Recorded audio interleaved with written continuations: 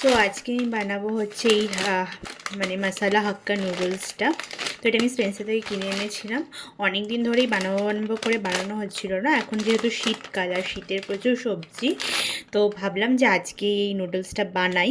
তো কীভাবে কী করে বানাবো না বানাবো সব কিছু তোমাদের সাথে শেয়ার করবো। তার আগে সবজিগুলো ফাটাফাটি করে কেটে নিই। সো সমস্ত রকম সবজি বার করে নিলাম। এখানে আমি নিয়েছি হচ্ছে ক্যারেট, কিছু ব্রোকলি ছিল, ব্রোকলি নিয়েছি। এই ফুলকপিটা পুরোটা দেবো না, কয়েকটা টুকরা কাটবো এখান থেকে।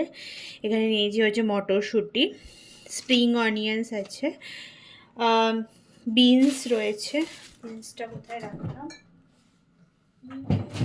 কয়েকটা বিনস, এই যে বিনস।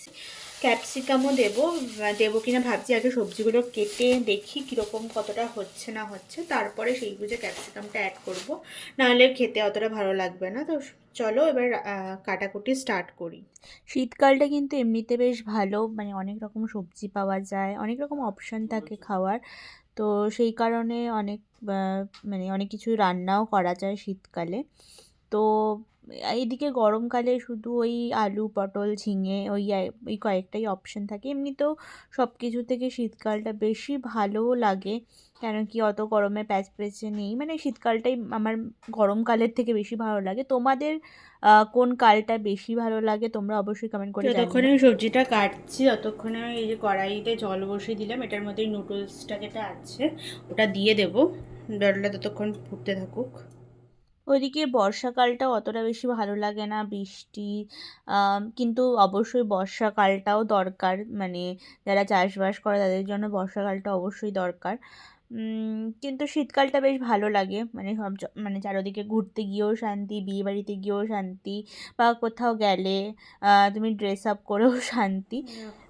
এটা হচ্ছে চাউমিনটা হচ্ছে অলরেডি, ফুটতে দিয়ে দিয়েছি। দেখো এখানে এইগুলো কেটে নিয়েছি, এবার বসিয়ে দেবো। বসিয়ে দিয়ে দুটো কেটে নেবো, এটা তো বাকি আছে শুধু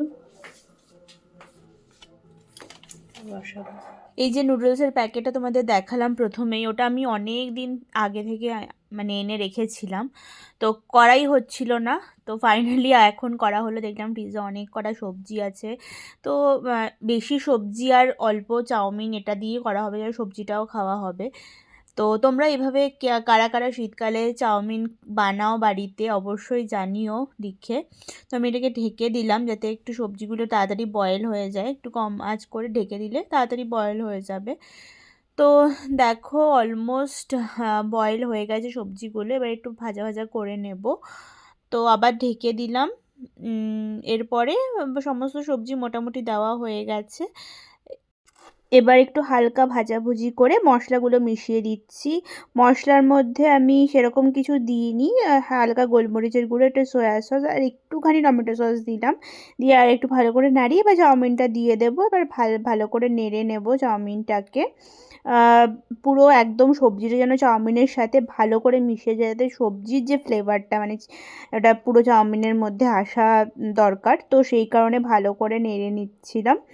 তো এটাকে ভালো করে মিক্স করে, অ্যাকচুয়ালি আমি একটু আগে থেকে চিকেন ছিল যেটা আমি বয়েল করে রেখেছিলাম, এবার ওই চিকেনটাও এটার সাথে মিশিয়ে দেবো। তো চিকেনেরও একটা ফ্লেভার থাকবে, সমস্ত সবজিরও একটা ফ্লেভার থাকবে, খেতে বেশ ভালোই লাগবে। তো এর ব্যাস আমার চাউমিনটা প্রায় হয়ে গেছে। এই যে চিকেনগুলো ছিঁড়ে ছিঁড়ে দিচ্ছি দেখো। আর এরপরে নামিয়ে নেবো, এরপরে সার্ভ করবো। তো তোমরা জানিও তোমাদের কেমন